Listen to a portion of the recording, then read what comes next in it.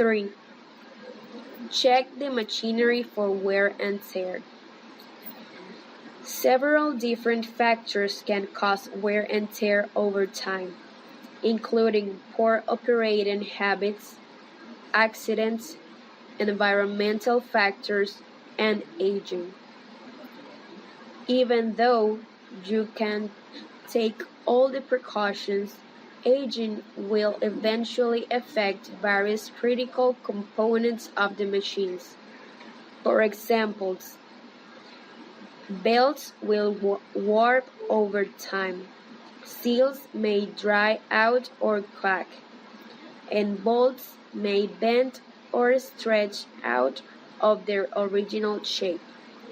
That's why you have to check all parts of the machinery for wear and tear. Along with the mechanical components, make sure to check electronics and electrical wires as well. High temperatures arising from extended use, vibrations coming from de-aligned gears and belts, and environmental factors like dust and water can damage the wires and circuits that are usually covered. You should also check starters, alternators, and other critical parts regularly to ensure smooth performance.